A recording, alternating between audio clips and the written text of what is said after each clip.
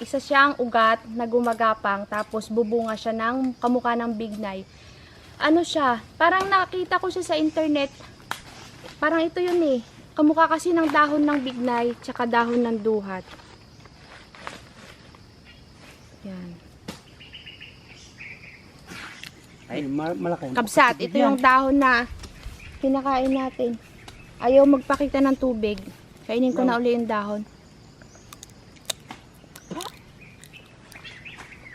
Maasim. May na yung tubig ko. Sabi sa inyo, sira. Tagtuyot. May tadudong mo ito. Tuloy pa rin. Harap. Oh, sige. Wala yung asin ko ay. Naiwan yung mahiwagang asin ko. Naiwan yata kila Lulo. Yummy. Akro.